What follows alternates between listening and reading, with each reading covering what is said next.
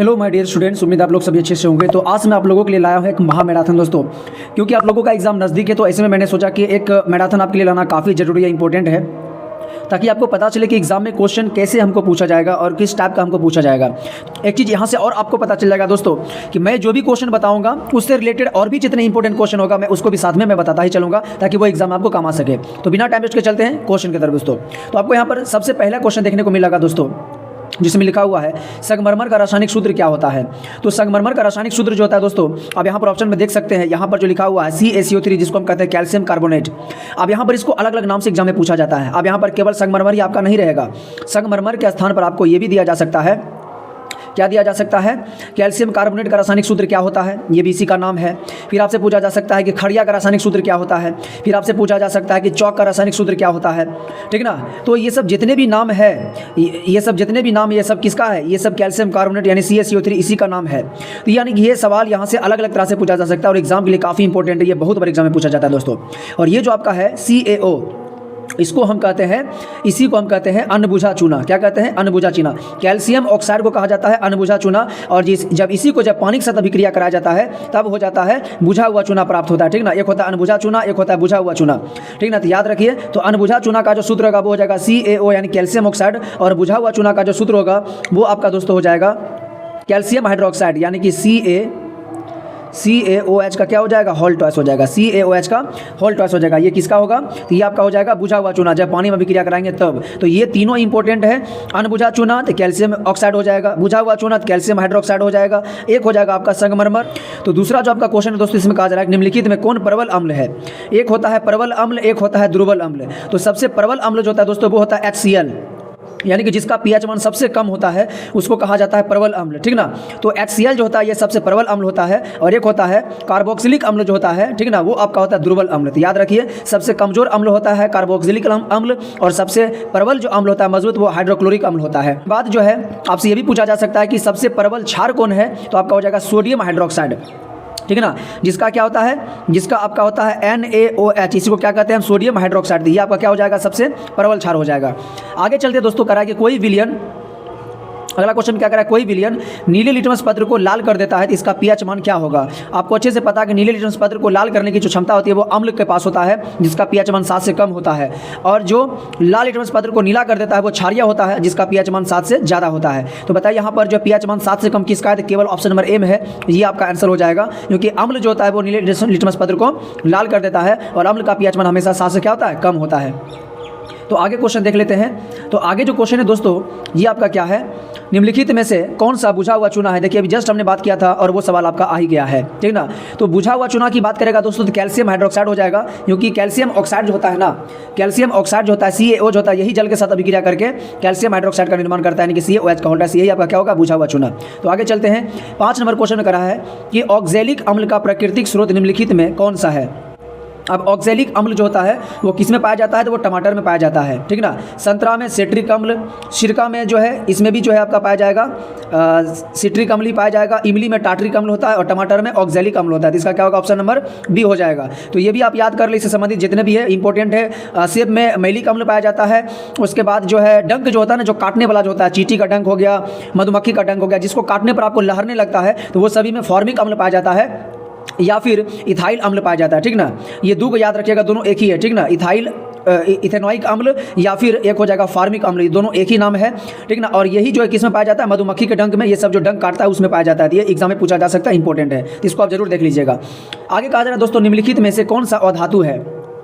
तो आपको सिंपल याद रखना है दोस्तों, अधातु यहाँ पर पूछा, एल्युमिनियम क्या है, धातु है, Au यहाँ पर क्या है, चांदी है, ये क्या है, एक होता है Ag, एक होता है Au, Ag चांदी, Au सोना, ये सोना धातु है। Fe आयरन क्या है, धातु है। तो कार्बन क्या हो जाएगा, अधातु हो जाएगा दोस्तों। तो ये आपका हो जाएगा ऑप्शन नंबर B हो जाएगा। इस प्रकार आसानी से आप पकड़ सकते हो, ठीक ना।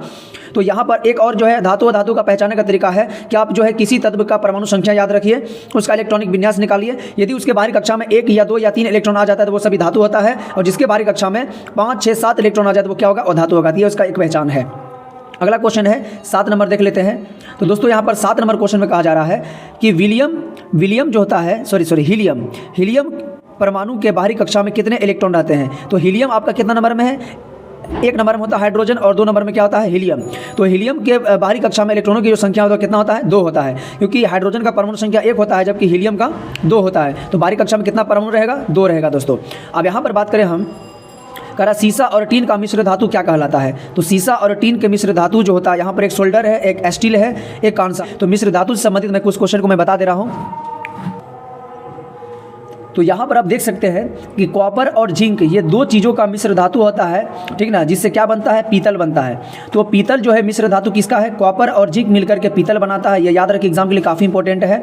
और यहाँ पर क्या कर रहा है, पीबी यानी कि लेड यानी कि सीसा, और एसएन यानी कि यहाँ पर टीन जो है, सीसा और टीन के मिश्र धातु से सोल्डर बनता है। ओके, यहाँ पर क्या बनता है, सोल्डर। तो इसको आप याद रखिए, काफ़ी इंपॉर्टेंट है। और एक यहाँ पर जो है, एक आपका है कॉपर, ठीक ना, क्या है, कॉपर और टीन, ये 2 चीज़ के मिश्र धातु से क्या बनता है, कांसा बनता है, ठीक ना, कांसा। तो याद रखिए 3 को काफ़ी इंपॉर्टेंट है, एक पीतल और एक आपका हो जाएगा कांसा और एक हो जाएगा आपका सोल्डर। तो पीतल जो होता है वो कॉपर जिंक के मिश्र धातु होता है, और ये आपका कांसा जो होता है वो कॉपर और टीन का मिश्र धातु होता है। और यहाँ पर जो आपका ये जो आपका दिख रहा है पीबी यानी कि सीसा और टीन, ये जो है सोल्डर का मिश्र धातु होता है। तो ये तीनों को आप जरूर याद रखिए। यहाँ पर हमने कुछ लिख लिया स्टील के बारे में। तो स्टील जो होता है वो लोहा और कार्बन का मिश्र धातु होता है, ये दोनों से मिलकर स्टील बनता है। लेकिन स्टेनलेस स्टील जब पूछा जाए तब आप याद रखिएगा, इसमें लोहा भी होता है, क्रोमियम भी होता है, निकेल भी होता है, कार्बन होता है, यानी 4 चीज़ों का इसमें मिश्रण होता है। इसको आप जरूर याद रखिए, काफ़ी इंपॉर्टेंट है। और सीसा और टीन जो होता है ये किसका मिश्र धातु होता है, तो ये सोल्डर का होता है, सोल्डर का मिश्र धातु होता है सीसा और टीन। स्टील में आयरन, लोहा और कार्बन का मिश्र धातु होता है। और कांसा जो है, कांसा में जो होता है ये तांबा और टीन का मिश्र धातु होता है, कांसा, तांबा यानी कि कॉपर Cu, और टीन जो होता है एसएन, ये दोनों का मिश्र धातु होता है कांसा। तो ये मिश्र धातु वाला आप जरूर याद रखिए। तो इसका आंसर आपका क्या हो जाएगा, सोल्डर हो जाएगा। आगे बात करें 9 नंबर का, यहाँ पर कह रहा है कि आवर्त सारणी के समूह 18 का तत्व है। तो आवर्त सारणी के समूह 18 का जो तत्व होता है, एक आपका हाइड्रोजन आपका एक जो है समूह का तत्व होता है, और हीलियम जो होता है वो आपका 18 नंबर पर होता है। जरूर याद रखिए, काफ़ी इंपॉर्टेंट है। आवर्त और वर्ग से संबंधित सवाल बहुत बार एग्जाम में पूछा गया है। आपसे एग्जाम में पूछा जा सकता है कि पीरियडिक टेबल जो होता है, आवर्त जो सारणी होता है उसमें कितने जो है समूहों की संख्या होता है, समूह का मतलब वर्ग, तो कितना हो जाएगा 18, और कितने आवर्त की संख्या होता है, यानी कि जो नीचे सुता हुआ चीज जो होता है पीरियडिक टेबल में, और जिसको हम आवर्त कहते हैं, वो हो जाएगा टोटल 7 आवर्त होता है। एग्जाम के लिए काफ़ी इंपॉर्टेंट है, बहुत बार एग्जाम में पूछा गया है। तो अभी इसको आप इसको जरूर याद रखिए दोस्तों। तो अगला जो क्वेश्चन है, यानी कि आवर्त सारणी का 18 का तत्व कौन हो जाएगा, तो ये आपका हो जाएगा हीलियम 1 नंबर में होता है, और हाइड्रोजन और 1 नंबर में, और हीलियम कितना हो जाएगा 18 में होता है। इसका आंसर हो जाएगा हीलियम। आगे है दोस्तों, बोरॉन का परमाणु भार क्या है। तो यहाँ पर परमाणु भार आपसे पूछ रहे हैं, एक होता है परमाणु संख्या, एक होता है परमाणु भार। तो यहाँ पर आप याद रखिए, बोरॉन जो होता है, ठीक ना, बोरॉन एक होता है विरेलियम, एक होता है बोरॉन। तो विरेलियम होता है 4 नंबर में, और बोरॉन का परमाणु संख्या होता है 5। तो इसका परमाणु द्रव्यमान अगर आपसे पूछ रहा है तो कितना हो जाएगा, 11 आपका हो जाएगा, ठीक ना, 11। आगे देख लेते हैं दोस्तों, कहा जा रहा है ग्लोबल वार्मिंग के लिए कौन गैस उत्तरदायी है। तो ग्लोबल वार्मिंग का मतलब होता है गर्मी ज़्यादा, जो गैस ज़्यादा गर्मी को उत्पन्न करता है। तो ग्लोबल वार्मिंग के लिए कौन सा गैस ज़्यादा उत्तरदायी है, जो गैस गर्मी को ज़्यादा एब्जॉर्ब करता है, गर्मी को ज़्यादा सोखता है, जिसके कारण गर्मी ज़्यादा उत्पन्न होती है, तो वो आपका इसमें हो जाएगा CO2 गैस, आपका आंसर हो जाएगा। तो याद रखिए, ग्लोबल वार्मिंग जो गैस होता है वो CO2 गैस हो जाता है। एक मीथेन गैस होता है, जिसको हम लोग क्या कहते हैं, CH4 कहते हैं, मीथेन गैस होता है, ग्लोबल वार्मिंग के लिए उत्तरदायी होता है। तो ये सब जो होता है ना, गैस गर्मी को एब्जॉर्ब करके वो गर्मी उत्पन्न करता है, इसलिए ग्लोबल वार्मिंग के लिए उत्तरदायी हो जाएगा CO2 गैस। उसके बाद आप मीथेन भी कह सकते हैं, ये भी उत्तरदायी होता है। तो अगला क्वेश्चन है जिसमें 12 नंबर में कहा जा रहा है, 12 नंबर में क्या कहा जा रहा है वो देख लेते हैं। तो इसमें कहा जा रहा है चिपको आंदोलन किसके नेतृत्व में प्रारंभ किया गया था। तो ये आपका क्या हो जाएगा, सुंदरलाल बहुगुणा, ठीक ना। और एक आपका जो है चंडी प्रसाद भट्ट जो है, ठीक ना, ये दोनों के नेतृत्व में किया गया था, इसलिए बी और सी दोनों इसका आंसर हो जाएगा। सुंदरलाल बहुगुणा के बार रहेगा तब ये, लेकिन अगर ये दोनों दिया रहेगा, चंडी प्रसाद भट्ट भी, सुंदरलाल बहुगुणा दोनों दिया रहेगा, तो वी और सी दोनों आंसर हो जाएगा। ओके, याद रखिए। अगला क्वेश्चन आपका दिया रहा है, पृथ्वी पर ऊर्जा का मुख्य स्रोत निम्नलिखित में से कौन है। पृथ्वी पर ऊर्जा का क्या कर रहा है कि मुख्य स्रोत निम्नलिखित में कौन है, तो क्या होगा, सूर्य प्रकाश। यानी कि जितने भी जो है पृथ्वी पर ऊर्जा जिसमें समाहित होता है, वो सभी को ऊर्जा किससे प्रदान होता है, सूर्य के प्रकाश से ही ऊर्जा प्रदान होता है। तो याद रखिए इस चीज़ को, चाहे वो सजीव हो या निर्जीव हो, सभी को ऊर्जा सूर्य के प्रकाश से ही मिलता है। अगला क्वेश्चन जहाँ पर दिया, याद रखिएगा आपको सारे क्वेश्चन डील करने की जरूरत नहीं है, क्योंकि आपका जितने भी क्वेश्चन है इसमें से आपको 50 क्वेश्चन को ही बनाना है सिर्फ। तो ऐसे में आप जो भी सवाल आपसे नहीं बन रहा हो, जो अलग टाइप का क्वेश्चन हो, तो उसको आप छोड़ सकते हैं, आप आगे बढ़ सकते हैं, क्योंकि बहुत ऐसा क्वेश्चन है जिसको आप देखते ही बना सकते हो। तो वैसे क्वेश्चन को ही आपको अटेम्प्ट करना है। तो अगला 15 नंबर क्वेश्चन जिसमें कहा जा रहा है कि सौर सेल में किसका उपयोग होता है। देख रहे हो कितना आसान है। तो सौर सेल में किसका उपयोग होता है, सिलिकॉन का होता है। बहुत ही आसान सवाल है। तो ऐसे ही सवाल को आपको बनाना है। आपको जो सवाल लगे भारी है, थोड़ा टफ है, दिमाग से बाहर है, तो उसको क्या करना है, आपको छोड़ के आगे बढ़ना है दोस्तों। तो अगला क्वेश्चन देख लेते हैं। तो आगे जो क्वेश्चन यहाँ पर दिया है क्वेश्चन नंबर 16 में, कह रहा अमीबा अपना भोजन ग्रहण करता है तो दांत द्वारा, कुटपाद द्वारा, भोजन रसधानी द्वारा, यहाँ साफ क्या हो जाएगा, कुटपाद के द्वारा। तो अमीबा अपना भोजन ग्रहण किसके द्वारा करता है, कुटपाद के द्वारा करता है। अगला क्वेश्चन है दोस्तों, यहाँ से सवाल आपसे पूछा जा सकता है कि अमीबा जो होता है वो कैसी जीव है, तो वो क्या एक कोशिकीय जीव है। अमीबा कैसी जीव है, एक कोशिकीय, और ये अपना शरीर का स्ट्रक्चर जो है वो हमेशा बदलते रहती है, यानी कि इसका शरीर का जो स्ट्रक्चर होता है वो अनिश्चित होता है, वो निश्चित नहीं होता, ये भी याद रखिए। अगला क्वेश्चन जो है, निम्नलिखित में कौन पौधों में जल संवाहक उत्तक है। तो पौधों में जल संवाहक उत्तक जो होता है, आपको मालूम है कि पौधों में दो जो उत्तक होता है काफ़ी इंपॉर्टेंट होता है, एक होता है जाइलम, एक होता है फ्लोएम। तो जाइलम का काम होता है जल संवहन करना और फ्लोएम का काम होता है भोजन का संवहन करना। तो यहाँ पर इसका आंसर क्या हो जाएगा, ए हो जाएगा, क्योंकि जाइलम का ही काम होता है जल का संवहन करना और फ्लोएम का काम होता है बने भोजन को संवहन करना। ये एक दिशिया होती है क्योंकि इसका प्रवाह केवल ऊपर की तरफ होता है, और फ्लोएम द्विदिशिया होता है क्योंकि इसका प्रवाह नीचे ऊपर हर तरफ होता है। तो ये भी आप याद रखिए, काफ़ी इंपॉर्टेंट है। तो अगला क्वेश्चन हम देखते हैं। क्वेश्चन नंबर 18 में कहा जा रहा है कि वृक्क का प्रधान कार्य क्या है। तो वृक्क का जो काम होता है प्रजनन, नहीं, गलत हो जाएगा। पाचन, ये भी नहीं। उत्सर्जन, तो वृक्क का काम क्या होता है, ब्लड का छानने का काम करता है, और ब्लड में जो अशुद्धियाँ होती है उसको बाहर निकालती है और पेशाब ग्रुप में बाहर निकालती है। तो क्या होता है, उत्सर्जन का काम करता है वृक्क, यानी वृक्क जो है एक उत्सर्जी हमारे अंग होता है। इसका आंसर हो जाएगा उत्सर्जन। आगे करा 19 नंबर क्वेश्चन में दोस्तों, पादप अपशिष्ट संचित रहते हैं। पादप अपशिष्ट संचित रहते हैं, यानी पादप में, पेड़ पौधा में अपशिष्ट का मतलब होता है गंदे पदार्थ के रूप में संचित रहते हैं, ये आपसे पूछा जा रहा है। तो छाल में या कोशिका रिक्तिका में या फिर पत्तियों में। तो पादप में जो अपशिष्ट, जो गंदा चीज़ जो रहता है, वो संचित जो रहता है वो छाल में भी रहता है, कोशिका रिक्तिका में भी रहता है और पत्तियां में भी रहता है। इनमें से सभी हो जाएगा इसका आंसर, ठीक ना। जिस गोंद होता है ना, गोंद, रेजिन, ये सब आप पढ़े होंगे, रेजिन वगैरह हो गया, ये सब गोंद के जो रूप में होता है वही सब अपशिष्ट होता है पेड़ पौधा का, ठीक ना। अगला 20 नंबर क्वेश्चन है जिसमें आपको कहा जा रहा है कि पौधों के उत्सर्जी पदार्थ है। यही सवाल का भी जस्ट हम चर्चा ही कर रहे थे। आगे आपका पौधों के उत्सर्जी पदार्थ है, कौन, गोंद हो जाएगा, ठीक ना, टैनिन हो जाएगा, रेजिन हो जाएगा, ये तीनों है, तीनों पौधे के उत्सर्जी पदार्थ, ये तीनों पौधे से बाहर निकलता है। क्या हो जाएगा, इनमें से सभी आंसर हो जाएगा। याद रखिए, काफ़ी इंपॉर्टेंट सवाल है, एग्जाम में बहुत बारी सब सवाल रिपीट होता है। तो 21 नंबर जो क्वेश्चन है कह रहा है कि निम्नलिखित में कौन एमिनो अम्ल के विखंडन से बनता है। तो एमिनो अम्ल के विखंडन से जो बनता है वो क्या बनता है, NH3, यानी कि नाइट्रिक अम्ल का निर्माण होता है। यानी एमिनो अम्ल के विखंडन से जो प्राप्त होता है वो एमिनो अम्ल का निर्माण होता है। अब क्वेश्चन नंबर 22 देख लेते हैं दोस्तों। तो क्वेश्चन नंबर 22 में आपको कहा जा रहा है इंसुलिन की कमी के कारण निम्नलिखित में कौन सा रोग होता है। तो आप सभी को पता है कि इंसुलिन की जब कमी होती है तो मधुमेह रोग होता है। घेग रोग जो होता है वो आयोडीन की कमी से होता है, ठीक ना। बौनापन जो होता है ये दोस्तों एक हार्मोन्स होता है, जिस हार्मोन की कमी से बौनापन या बौन जाता है दोस्तों, याद रखिए। घेगा रोग पूछेगा, काफ़ी इंपॉर्टेंट है, आयोडीन की कमी से। मधुमेह रोग किसकी कमी से होता है, इंसुलिन की कमी से। क्या होता है, अब दोस्तों यहाँ पर 22 नंबर क्वेश्चन जो है इसमें 23 नंबर, इसमें आपको कहा जा रहा है कि निम्नलिखित में कौन एक प्रतिवर्ती क्रिया का उदाहरण है। तो दोस्तों मैं आपको बताना चाहता हूँ कि प्रतिवर्ती क्रिया जो होता है वो ऐसी क्रिया को कहा जाता है जो अचानक होता है, ठीक ना, जिस पर हमारा कंट्रोल नहीं हो सकता, जो काम अचानक होता है, ठीक ना। तो उसको हम क्या कहते हैं, प्रतिवर्ती क्रिया कहते हैं। तो प्रतिवर्ती क्रिया में जो काम अचानक, जैसे छींक का आना, छींक अचानक आता, हम इसको रोक भी नहीं सकते हैं, ठीक ना। आगे मिठाई देकर मुंह में पानी आना, हम इसको भी हम नहीं कंट्रोल कर सकते, ये भी अचानक होता है। आंखों का झपकना, ये भी कोई भी घटना अचानक होता है। अगर कोई आपको आँख की तरफ कोई चीज़ लगने आ रहा है तो क्या था, हमारा आँख ऑटोमेटिक बंद हो जाता है, ठीक ना। तो ये सारे घटना जो है इनमें से क्या होगा, सभी हो जाएगा। यानी प्रतिवर्ती क्रिया जो होता है वो ऐसी प्रक्रिया होता है जिसमें कोई भी चीज़ हमारे साथ अचानक घटना होती है या अचानक होता है जिस पर हमारा कंट्रोल नहीं हो सकता है। तो दोस्तों 24 नंबर क्वेश्चन में कहा जा रहा है एस्ट्रोजन क्या है। तो एस्ट्रोजन एक हार्मोन होता है, ठीक ना, जो ये किस में पाया जाता है, तो महिलाओं में पाया जाता है। इसे कहा जाता है महिला हार्मोन, ठीक ना। तो महिला में दो तरह का हार्मोन होता है, एक तो एस्ट्रोजन होता है और दूसरा प्रोजेस्टेरॉन होता है, ठीक ना। एक क्या होता है, प्रोजेस्टेरॉन होता है, प्रोजेस्टेरॉन, ओके। तो ये दो हार्मोन जो होता है वो किस में पाया जाता है, महिलाओं में पाया जाता है, एस्ट्रोजन और प्रोजेस्टेरॉन। और एक हार्मोन जो है पुरुष में पाया जाता है, ठीक ना, जो जनन में भाग लेता है। तो यहाँ पर जो एक नर हार्मोन होता है जिसका नाम होता है टेस्टोस्टेरॉन, ठीक ना। नाम थोड़ा सा टफ है तो यहाँ पर लिख लीजिएगा टेस्टोस्टेरॉन, ओके। तो ये आपका क्या है, नर हार्मोन है। तो नर हार्मोन का नाम यदि पूछेगा तो हो जाएगा टेस्टोस्टेरॉन, और मादा हार्मोन यदि पूछेगा तो वो आपका दो हो जाएगा, एक हो जाएगा एस्ट्रोजन और एक हो जाएगा प्रोजेस्टेरॉन। ये दो आपको याद रखना, ठीक ना, काफ़ी इंपॉर्टेंट, ये भी एग्जाम में बहुत बार पूछा जाता है। आगे दोस्तों पारे का अयस्क क्या है। तो पारे का अयस्क जो होता है वो क्या होता है, सिनेवार होता है। बॉक्साइट किसका अयस्क है, तो ये आपका जो है एल्युमिनियम का अयस्क होता है बॉक्साइट। हेमेटाइट किसका अयस्क होता है, ये लोहा का। मैग्नेटाइट ये भी लोहा का। तो हेमेटाइट और मैग्नेटाइट ये दोनों जो है लोहा का अयस्क होता है। और एक होता है बॉक्साइट जो है ये एल्युमिनियम का अयस्क बॉक्साइट होता है, और पारा का अयस्क सिनेवार होता है। काफ़ी इंपॉर्टेंट है, ये जरूर आप जो है इसको बढ़िया से याद कर लीजिएगा दोस्तों। आगे करा निम्नलिखित में से कौन सबसे कम क्रियाशील धातु है। तो आपको पता अभिक्रियाशील श्रेणी आप लोग देखे होंगे दोस्तों। तो अभिक्रियाशील श्रेणी में क्या होता है, जो सबसे ज़्यादा ऊपर तत्व रहता है वो अधिक क्रियाशील होता है, जो नीचे में रहता है वो कम अभिक्रियाशील होता है। तो अभिक्रियाशील श्रेणी आपको कुछ इस तरह से मिलेगा दोस्तों, जिसमें सबसे अधिक अभिक्रियाशील अगर कोई तत्व होता है तो वो कौन सा है, पोटेशियम है।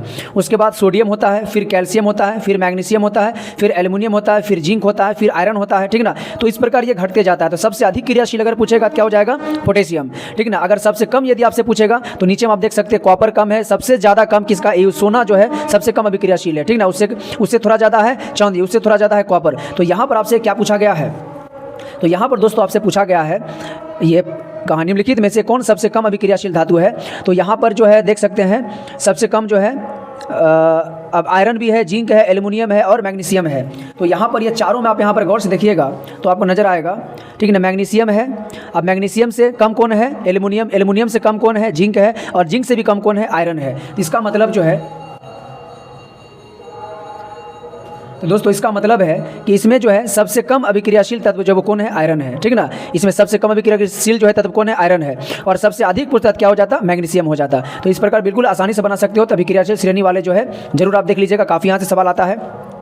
तो आगे जो आपका क्वेश्चन है, क्वेश्चन नंबर 27 है, जिसमें कहा जा रहा है निम्नलिखित में से कौन हाइड्रोकार्बन है, ठीक ना। निम्नलिखित में से कौन हाइड्रोकार्बन है। अब जिसमें हाइड्रोजन हो और कार्बन हो वही क्या होता है, हाइड्रोकार्बन। तो यहाँ पर आप देख सकते हैं किसमें है, तो इसमें ऑप्शन नंबर बी में है, जिसको हम लोग क्या कहते हैं, C4H10, और इसी को हम क्या कहते हैं, ब्यूटेन कहते हैं। 4 कार्बन रहेगा क्या बोलते हैं, ब्यूटेन। तो यही क्या, हाइड्रोकार्बन। तो ऑप्शन नंबर बी आपका हो जाएगा। तो ये आप जरूर देख लीजिएगा, मेथेन, एथेन, प्रोपेन, ब्यूटेन, सबका संरचना सूत्र आप जरूर देख लीजिएगा, काफ़ी इंपॉर्टेंट, ये भी एग्जाम में आपसे पूछा जाता है दोस्तों।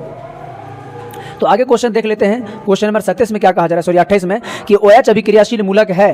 तो जहां पर OH की बात आ जाए तो समझना एल्कोहल क्या हो जाएगा, एल्कोहल। तो OH अभिक्रियाशील मूलक किसका हो जाएगा, तो एल्कोहल का हो जाएगा। अगर कीटोन का पूछता दोस्तों, तो कीटोन का क्या होता है, तो कीटोन में होता है symbol C double bond O, अगर जहां पर आ जाए तो समझना कीटोन होगा।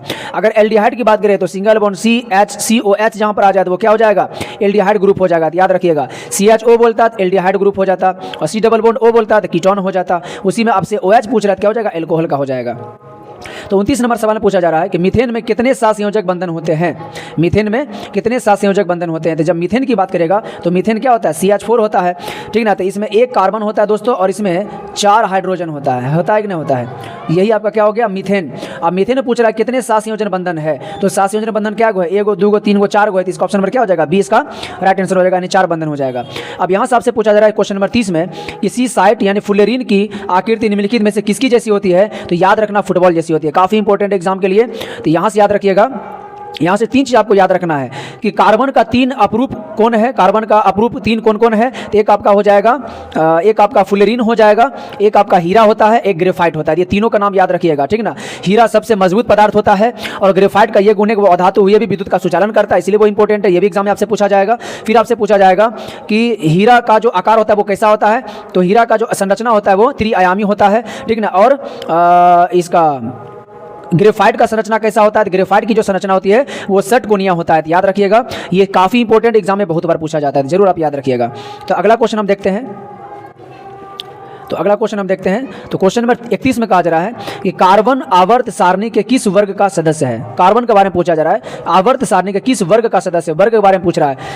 तो कार्बन का परमाणु संख्या होता कितना है, तो 6। कार्बन का परमाणु संख्या कितना होता है, सॉरी कार्बन का परमाणु संख्या 6 होता है, ठीक ना। अब यहाँ पर क्या पूछा है कि कार्बन आवर्त सारणी के किस वर्ग का सदस्य है। तो इसका राइट आंसर हो जाएगा 14। यानी कि आप जब देखोगे पीरियोडिक टेबल तो उसमें कार्बन जो है वो 14 नंबर जो वर्ग का जो समूह होता है, वर्ग का 14वां जो समूह है उसी में क्या होता है, कार्बन होता है। तो पीरियोडिक टेबल आप एक बार जरूर देखिए, मैं इस पर भी वीडियो बना चुका हूँ। तो आपको अगर पीरियोडिक टेबल के बारे में जानना है बढ़िया से कि कौन सा तत्व जो है किस जो है वर्ग या किस आवर्त में पाया जाता है, तो उस पर भी मैं स्पेशल में वीडियो बना चुका हूँ। तो वहाँ पर जाकर आप इसको बढ़िया से समझ सकते हैं, आप देख सकते हैं। तो अगला क्वेश्चन कहा जा रहा है कि आवर्त सारणी में कितने आवर्त होता है, क्या हो जाएगा, 7। अभी जस्ट हमने बताया था कि आवर्त सारणी में आवर्त की संख्या पूछे तो 7, वर्ग की संख्या पूछे तो 18। तो याद रखिएगा, काफी इंपॉर्टेंट क्वेश्चन है। तो अगला क्वेश्चन हम देखते हैं दोस्तों। तो अगला क्वेश्चन यहां पर हो जाएगा क्वेश्चन नंबर 33। तो कहा जा रहा है कि आपतन कोण परावर्तन कोण के बराबर होता है। आपतन कोण परावर्तन कोण के बराबर होता है किस नियम के, न्यूटन का नियम के अनुसार नहीं, स्नेल के नियम के अनुसार, ठीक ना, नहीं। तो परावर्तन के नियम के अनुसार बिल्कुल। तो परावर्तन का नियम के अनुसार जो होता है आपतन कोण जो होता है वो परावर्तन कोण के बराबर होता है। तो ऑप्शन नंबर क्या होगा, सी आंसर हो जाएगा। तो यहाँ से आप याद रखिएगा, परावर्तन के नियम काफी इंपॉर्टेंट, यहाँ से सवाल बहुत बार पूछा जाता है, इसको आप जरूर याद रखिएगा। कोण आई जो होता है वो कोण आर के बराबर होता है। और पहला इसका नियम है कि आप आपतित किरण और अपवर्तित किरण और आपतन बिंदु पर डाला गया अभिलंब तीनों एक ही तल पर होता है। ये भी इसका पहला नियम है, याद रखिए, ठीक ना। तो यहाँ से याद रखिए, काफ़ी इंपॉर्टेंट है। अब 34 नंबर में सवाल पूछा जा रहा है कि समतल दर्पण द्वारा बना प्रतिबिंब होता है, तो समतल दर्पण के द्वारा बना प्रतिबिंब हमेशा क्या होता है? आभासी, यानी कि काल्पनिक प्रतिबिंब होता है। तो यहाँ पर क्या हो जाएगा? ऑप्शन नंबर बी इसका राइट आंसर हो जाएगा। तो यहाँ से समतल दर्पण से बहुत सवाल पूछा जा सकता है दोस्तों। तो समतल दर्पण का जो प्रतिबिंब बनता है वो हमेशा वस्तु का आकार के बराबर बनता है, वो दर्पण के पीछे बनता है और वो हमेशा उल्टा बनता है, ठीक ना, यानी पार्श्व बनता है, यानी कि दायां बायां साइड दिखेगा, बायां वाला चीज दायां साइड दिखेगा, ये भी याद रखिएगा, यानी ठीक ना। कारण यदि आपतन कोण 45 डिग्री हो तो परावर्तित किरण एवं आपतन अभिलंब के बीच का कोण क्या होगा? तो यहाँ पर आपको फंसाया जाता है दोस्तों, यहाँ पर आपको ध्यान देना होगा। यदि आपतन कोण करा 45, आप यहाँ पर सिंपल याद रखिए, ये आपका हो गया आपतन, ये हो गया परावर्तन, ये आपका हो गया आपतन कोण, यह हो गया आपका परावर्तन कोण। यहाँ पर करें यदि आपतन कोण 45 हो, यानी कि ये आपको दे दिया है 45, तो पूछ रहा है तो परावर्तित किरण, ये आपका हो गया परावर्तित किरण एवं अभिलंब, तो ये बीच वाला क्या हो गया? अभिलंब। तो करा परावर्तित किरण एवं अभिलंब के बीच का कोण क्या होगा? तो सिंपल सोचिए, ये पूरा होता है 90 डिग्री, ठीक ना, ये पूरा कितना होता है? 90 डिग्री। अगर ये 45 तो ये भी 45, ठीक ना। अब अगर ये 45 तो ये भी 45 होगा ना, क्योंकि आपतन कोण परावर्तन कोण के बराबर होता है। अगर ये 45 तो ये भी क्या हो जाएगा? 45। अब पूरा होता है ये 90 डिग्री का, तो आधा यदि 45 तो ये भी क्या होगा? 45 होगा। तो यही से पूछा जा रहा था कि परावर्तित किरण और अभिलंब, तो परावर्तित किरण ये हो गया और अभिलंब ये हो गया, तो इसके बीच का जो कोण बनेगा वो कितना बनेगा? 45 डिग्री का ही बनेगा। तो 45 डिग्री हो जाएगा। अगर 45 से कम 45 से अधिक तो नो, 45 डिग्री ही बनेगा, याद रखिए। तो आपको पिक्चर बना के आपको चेक करना, नहीं तो एग्जाम में आप फंस जाओगे। तो अगला क्वेश्चन करा 37 में कि निम्नलिखित में कौन सा प्रकाश के लिए अपेक्षाकृत सघन माध्यम है, ठीक ना। तो क्या करा? निम्नलिखित में कौन सा प्रकाश के लिए अपेक्षाकृत सघन माध्यम है? एक होता है सघन माध्यम, एक होता है विरल माध्यम, ठीक ना। तो यहाँ पर करा है कि जल, केरोसिन और यहाँ एक करा हवा। एक होता है सघन, सघन का मतलब होता है जिसका घनत्व ज़्यादा होता है वो उसमें सघन होता है, और जिसका घनत्व जितना कम होता है उसमें क्या होता है? विरल माध्यम होता है। तो हवा हो गया, जल हो गया, केरोसिन हो गया। अब केरोसिन तेल होता है जिसका घनत्व जल से भी क्या होता है? कम होता है। यही कारण है कि जल पर केरोसिन तेल क्या होता है? तैरने लगता है। तो सबसे ज़्यादा घनत्व अधिक किसका है? तो सबसे अधिक ज़्यादा घनत्व किसका है? पानी का है, जल का है। हवा का घनत्व कम, केरोसिन का कम। सबसे ज़्यादा घनत्व सबसे ज़्यादा अधिक किसका होता है? पानी का होता है। हवा का घनत्व जो होता है बहुत कम होता है और केरोसिन का भी कम होता है। तो यहाँ पर क्या करा? निम्नलिखित में प्रकाश के लिए अपेक्षाकृत सघन माध्यम होगा, तो सघन माध्यम क्या होगा? जल हो जाएगा। पानी सघन माध्यम होगा। जिसका घनत्व जितना ज़्यादा होगा उतना ज़्यादा सघन माध्यम होगा, जिसका घनत्व जितना ज़्यादा कम होगा उतना ही विरल माध्यम होगा। तो यहाँ पर अगर विरल माध्यम पूछता तो हवा, सघन माध्यम पूछेगा तो पानी हो जाएगा। 38 नंबर क्वेश्चन में क्या कह रहा है देखते हैं। क्वेश्चन आपसे पूछा जा रहा है 38 नंबर में, उत्तल दर्पण द्वारा जो है चांद के द्वारा जो है प्रतिबिंब का आवर्धन कैसा होगा? तो ये आपको पता होना चाहिए कि आवर्धन जो होता है वो m बराबर क्या होता है? m बराबर आपका होता है -v/u होता है कि नहीं? m बराबर क्या होता है? -v/u होता है। तो दोस्तों यहाँ पर जो है एक लाइन है, इसको आप नोट कर लीजिए, काफ़ी इंपॉर्टेंट है। तो यहाँ पर क्या है कि आवर्धन के मान में ऋणात्मक चिन्ह से ज्ञात होता है, क्या ज्ञात होता है? कि प्रतिबिंब वास्तविक है। यानी आवर्धन का मान यदि ऋणात्मक होगा तो प्रतिबिंब कैसा होगा? वास्तविक होगा। और यदि आवर्धन के मान में धनात्मक चिन्ह बताता है तो प्रतिबिंब क्या होगा? आभासी होगा, ठीक ना। कौन? धनात्मक चिन्ह। तो यदि आवर्धन का मान यदि प्लस में आ जाए तो प्रतिबिंब हमेशा क्या बनेगा? आभासी होगा। और यदि आवर्धन का मान ऋणात्मक आ जाए तो प्रतिबिंब कैसा बनेगा? वास्तविक बनेगा। तो यही जो आपका सवाल यहाँ पर जो दिया हुआ है, ये जो सवाल है कि उत्तल दर्पण द्वारा प्रतिबिंब का आवर्धन होगा, आप सिंपल बताइए कि उत्तल दर्पण के द्वारा जो प्रतिबिंब बनता है वो हमेशा कैसा बनता है? काल्पनिक बनता है, आभासी बनता है। और आभासी प्रतिबिंब जहाँ पर बनेगा वहाँ पर क्या कह रहा है कि आवर्धन का जो मान होगा वो कैसा होगा? धनात्मक होना चाहिए। यानी आवर्धन का मान धनात्मक होगा तभी प्रतिबिंब कैसा बनेगा? आभासी। तो आभासी प्रतिबिंब हमेशा उत्तल दर्पण का होता है, तो इसके लिए आवर्धन का मान कैसा होना चाहिए? धनात्मक। तो यहाँ पर क्या हो जाएगा? ऑप्शन नंबर ए सही हो जाएगा। तो बिल्कुल आसानी से आप पकड़ सकते हो, इसको आप नोट कर लीजिएगा कि आवर्धन का जो मान होगा ऋणात्मक होगा तो प्रतिबिंब वास्तविक बनेगा, और यदि आवर्धन का मान धनात्मक होगा तो प्रतिबिंब आभासी बनेगा। तो आगे देख लेते हैं दोस्तों, क्वेश्चन नंबर 39 जो है इसमें कहा जा रहा है कि प्रकाश के चाल सबसे अधिक होता है। तो प्रकाश का चाल जो होगा वो सबसे अधिक किस में होगा? पानी में कह रहा है, कांच में कह रहा है और निर्वात में कह रहा है। तो प्रकाश की चाल सबसे अधिक किस में होता है? निर्वात में होता है, ठीक ना। जहाँ पर कोई धूल करना हो, विरोध करने वाला कोई चीज़ ना हो, तो वहाँ पर प्रकाश की चाल सबसे अधिक होता है, ठीक ना।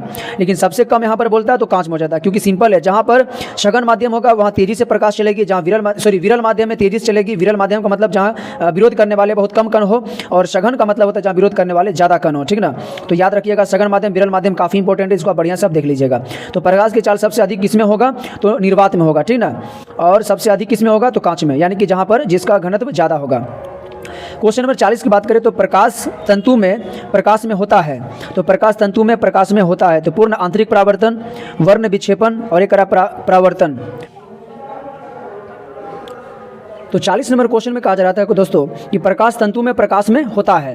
तो यहाँ पर याद रखिए प्रकाश तंतु जो है एक लचीला पाइप होता है जिससे जब प्रकाश को गुजारा जाता है तो वहाँ पर प्रकाश का पूर्ण आंतरिक परावर्तन होता है। तो याद रखिएगा प्रकाश तंतु में प्रकाश में क्या होता है, तो पूर्ण आंतरिक परावर्तन होता है, ठीक ना। तो यहाँ पर ऑप्शन नंबर ए हो जाएगा। 41 नंबर की बात करें तो कह रहा है कि आहार नाल के किस भाग में पाचन क्रिया पूर्ण होती है। तो आहार नाल के किस भाग में पाचन क्रिया पूर्ण होती है, तो वो क्या हो जाएगा आपका, अमाशय नहीं होगा, ग्रसनली नहीं, कोलोन में, छोटी आंत में। तो इसका आंसर क्या हो जाएगा, छोटी आंत। तो आहार नाल के किस भाग में पाचन क्रिया पूर्ण होती है, तो छोटी आंत में। तो अगला क्वेश्चन देखते हैं। तो 42 नंबर क्वेश्चन है दोस्तों जिसमें कहा जा रहा है मृतोपजीवी का उदाहरण है। तो मृतोपजीवी जो होता है ना वो सड़े गले चीज़ों पर निर्भर होता है दोस्तों। तो इसका राइट आंसर हो जाएगा आपका गोबर छत्ता हो जाएगा। अमरबेल नहीं होगा, अमीबा नहीं होगा, अरुल नहीं होगा, गोबर छत्ता इसका राइट आंसर हो जाएगा।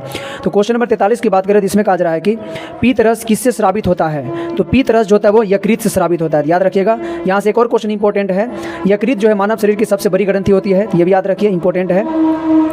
अगला सवाल है मत्स्य का मुख्य श्वसन अंग है। मत्स्य यानी कि मछली का मुख्य श्वसन अंग क्या होता है, तो वो क्या होता है, गिल्स होता है। याद रखिए मत्स्य का मतलब मछली होता है, तो इसका मुख्य श्वसन अंग क्या होता है, गिल्स होता है। याद रखिए काफ़ी इंपॉर्टेंट है। तो अगला क्वेश्चन देख लेते हैं। तो अगला क्वेश्चन 45 नंबर में कहा जा रहा है कि कोशिकीय ईंधन किसे कहा जाता है।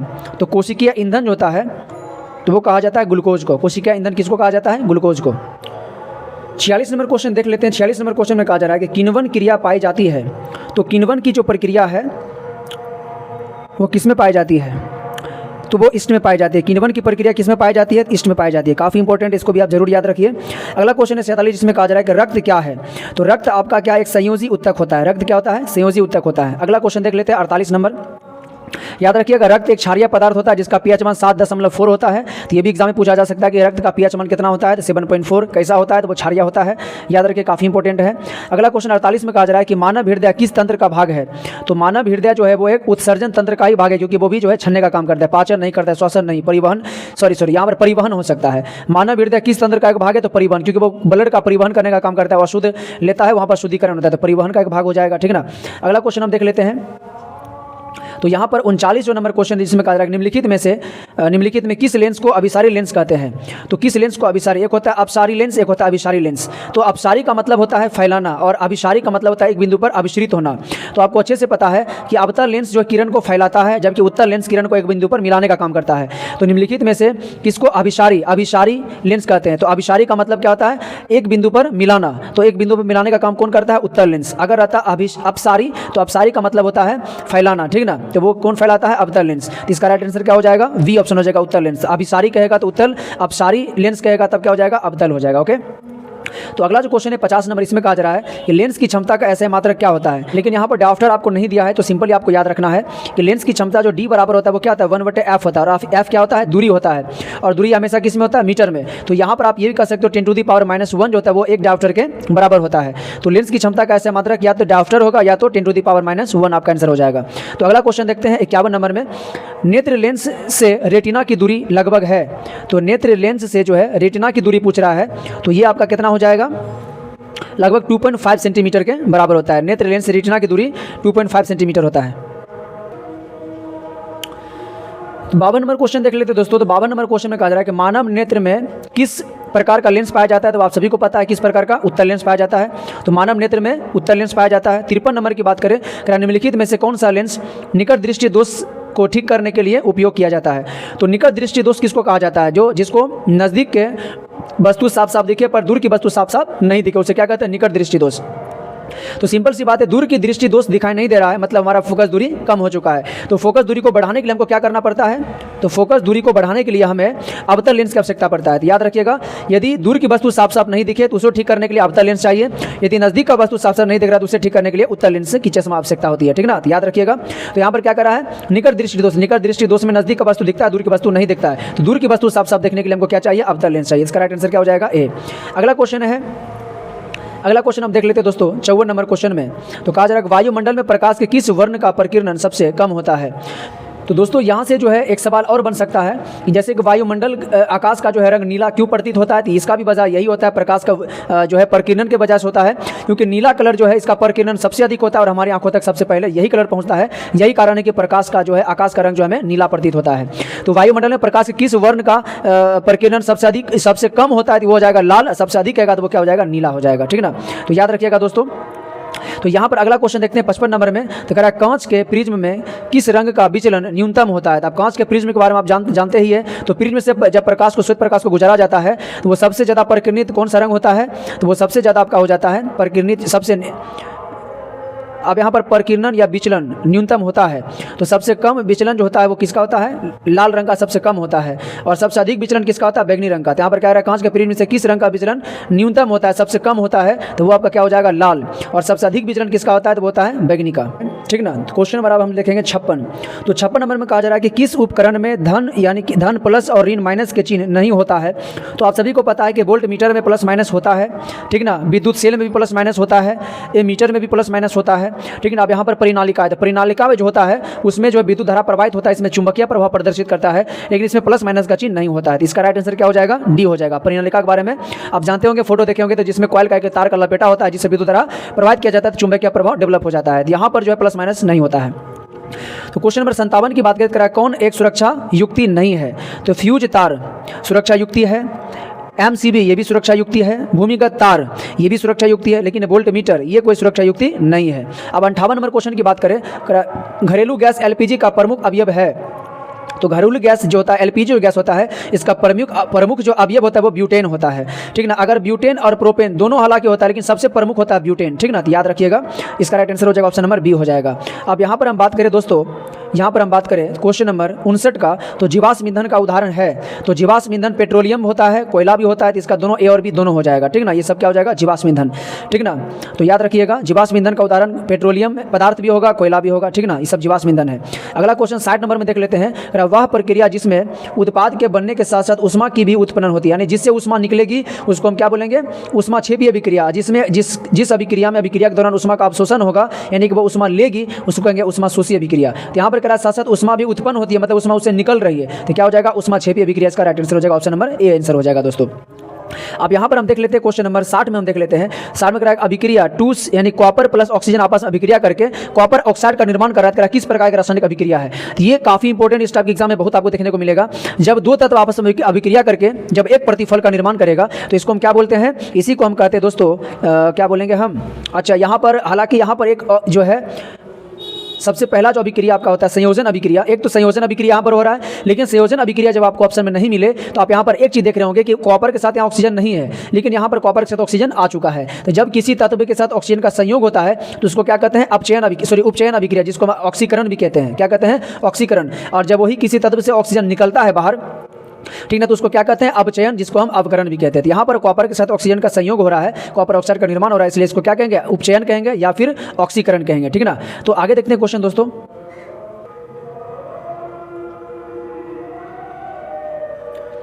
अगला क्वेश्चन नंबर 62 है दोस्तों, जिसमें कहा जा रहा है निम्नलिखित में से कौन सा उपचालक है, ठीक ना। तो ये याद रखिएगा, ओजोन जो होता है ना, O3, इसको क्या कहा जाता है, ओजोन।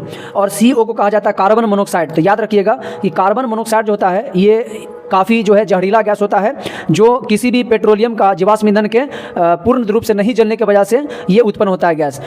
और ये आपका होता है ओजोन O3, ठीक ना, जो हमें पराबैंगनी किरणें से हमें सुरक्षा प्रदान करती है। तो इसी को कहा जाता है उपचालक, याद रखिएगा। अगला क्वेश्चन 53 नंबर में देख लेते हैं। वैद्युत अपघटन में इलेक्ट्रॉन वैद्युत अपघटन में इलेक्ट्रॉन मुक्त होता है। तो सिंपल सी बात है, इलेक्ट्रॉन नेगेटिव चार्ज होता है, तो ये हमेशा किस पर जाएगा, प्लस पर जाएगा। एनोड होता है प्लस और कैथोड होता है माइनस, तो ये इलेक्ट्रॉन जो होगा वो किस पर जाएगा, एनोड पर जाएगा। तो इसका राइट आंसर क्या हो जाएगा, ए हो जाएगा। तो अगला नंबर देख लेते हैं। 64 नंबर क्वेश्चन में कहा जा रहा है, निम्नलिखित में कौन सा धातु जिंक सल्फेट के विलयन से जिंक को विस्थापित कर सकता है। तो सिंपल सी बात है, यहाँ विस्थापन अभिक्रिया की बात कर रहा है, तो जो उससे ज़्यादा ताकतवर होगा वो क्या करेगा, उसको विस्थापित कर देगा। तो यहाँ पर करा है कि कौन सा धातु जिंक सल्फेट के विलयन में से जिंक को विस्थापित कर देगा। तो जिंक से जो अधिक पावरफुल होगा वो उसको क्या करेगा, विस्थापित कर देगा। तो जिंक से अधिक पावरफुल जो है वो क्या है, मैग्नीशियम है। क्या है, मैग्नीशियम। क्योंकि जिंक के बाद आता है आयरन, तो इससे जिंक से पहले कौन आता है, मैग्नीशियम। तो मैग्नीशियम के अंदर वो पावर है कि वो जिंक को क्या कर सकती है, विस्थापित कर सकती है। तो इसका राइट आंसर क्या हो जाएगा, मैग्नीशियम हो जाएगा, Mg। तो आप अभिक्रियाशील तत्व जो है वो आप एक बार जरूर देख ले, अभिक्रियाशील श्रेणी जिसको कहते हैं, कौन सा तत्व अधिक क्रियाशील है, कौन सा कम है, ये आपको देख लेना चाहिए, काफी इंपॉर्टेंट है। अब यहाँ पर अगला जो क्वेश्चन है अगला जो क्वेश्चन है इसमें कहा जा रहा है गुरुत्वानुवर्तन का उदाहरण है। तो यहाँ पर क्या करा है, तना की वृद्धि, फल की वृद्धि, जड़ की वृद्धि। ये आपको पता है जो है वर्तन का उदाहरण जो होता है वो सबसे बेस्ट क्या है, जड़ की वृद्धि, क्योंकि जड़ का वृद्धि हमेशा क्या होता है, धरती के नीचे यानी पृथ्वी की तरफ होता है। तो गुरुत्वानुवर्तन जो है यहाँ पर साफ दिखता है जड़त्व में, यानी कि पेड़ को आप कितना उल्टा पलटा दे उसका हमेशा जो दिशा होगी वो धरती के नीचे की तरफ होता है, जड़ की दिशा। तो इसलिए गुरुत्वानुवर्तन का उदाहरण सबसे बेस्ट क्या है, जड़ की वृद्धि है।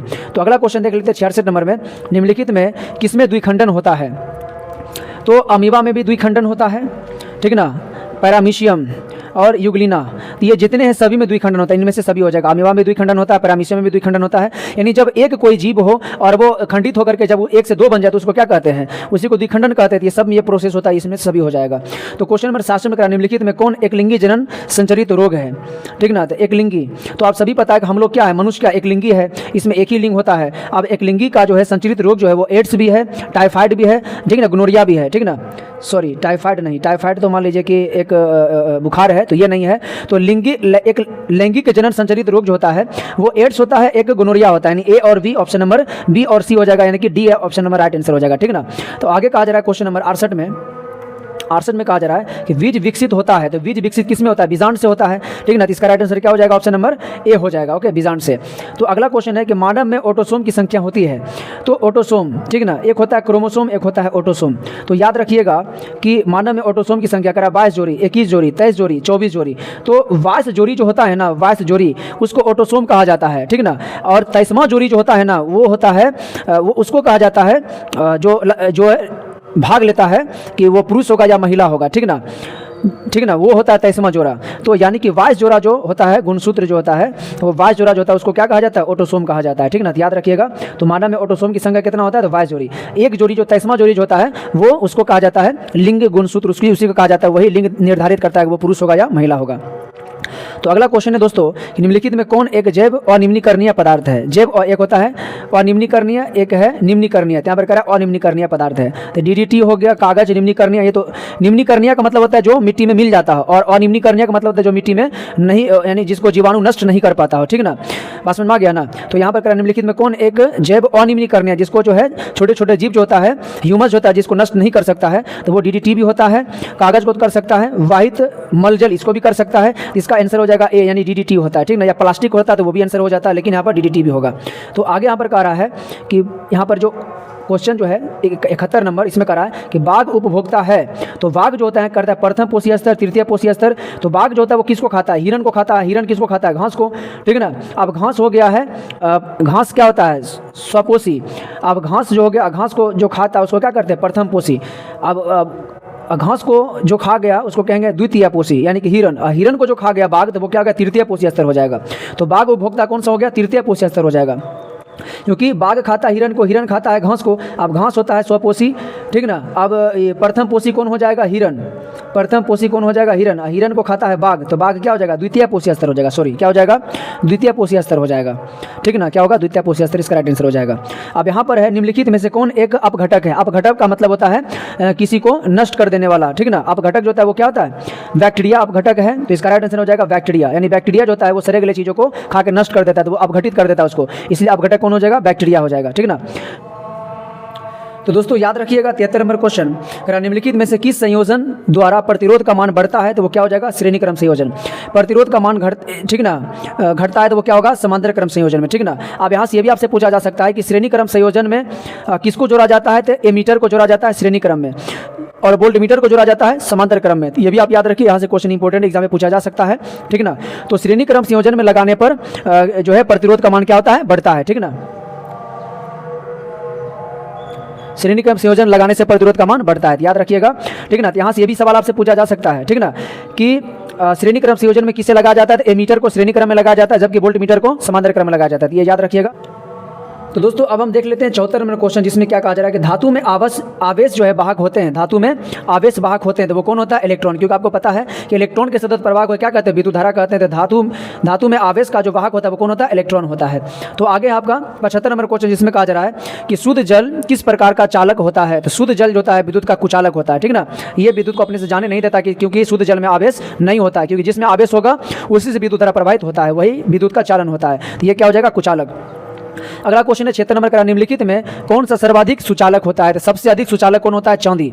ठीक ना, याद रखिएगा, सबसे अधिक सुचालक कौन सा होता है? चांदी। उसके बाद कौन होता है? तांबा, कॉपर होता है। याद रखिएगा, काफी इंपॉर्टेंट सवाल है। सोना के बारे में याद रखिएगा कि सोना जो है सबसे अधिक तन्यता होता है, यानी 1 ग्राम सोना से 2 किलोमीटर तार लंबा खींचा जा सकता है। यहाँ ये इंपॉर्टेंट है, इसको याद रखिएगा। 77 नंबर सवाल आपसे पूछा जा रहा है कि विद्युत धारा के चुंबकीय प्रभाव की खोज किसने किया था? क्या हो जाएगा?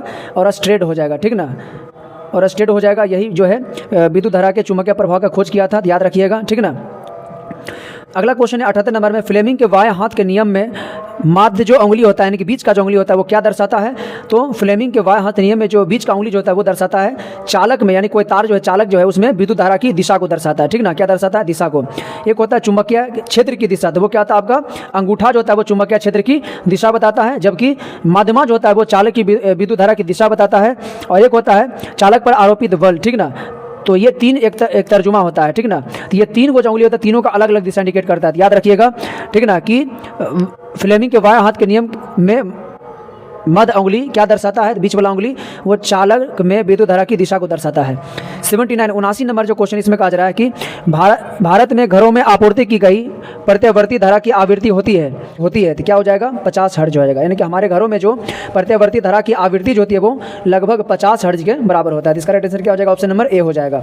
80 नंबर क्वेश्चन है जिसमें कहा जा रहा है कि एक फ्यूज का गलनांक होता है, तो एक फ्यूज का गलनांक काफ़ी निम्न होता है। दोस्तों आपको मालूम है कि विद्युत फ्यूज होता है वो सुरक्षा का काम करता है। जैसे ही दो तार आपस में अटैच होता है, या जब 2 तार आपस में शॉर्ट सर्किट कहीं भी करता है, तो वैसे कंडीशन में विद्युत फ्यूज जो होता है वो क्या होता है? उसका तार गल जाता है, कि उसका गलना काफ़ी ज़्यादा निम्न होता है, कम होता है, और पूरे तार जो है सुरक्षित रहता है, यानी कि तार जलने से बच जाता है। ठीक ना, तो दोस्तों जितने ऑब्जेक्टिव क्वेश्चन था मैंने पूरा क्वेश्चन को डील कर दिया, सारे क्वेश्चन को मैंने बता दिया। ठीक ना, तो उम्मीद है वीडियो आपको बहुत अच्छा लगा होगा। दोस्तों वीडियो अगर आपके लिए फायदामंद था तो वीडियो को लाइक जरूर कर दीजिए दोस्तों, और अभी तक चैनल को सब्सक्राइब नहीं किया तो चैनल को सब्सक्राइब कर दीजिए, ताकि मैं आप लोगों के लिए इस प्रकार जो है आपके लिए कंटेंट में लाता रहूँ, वीडियो में लाता रहूँ जो आपको बहुत फायदा देते रहे दोस्तों। तो फिर मिलता है आप लोगों से एक अच्छे वीडियो के साथ, तब तक के लिए जय हिंद, जय भारत।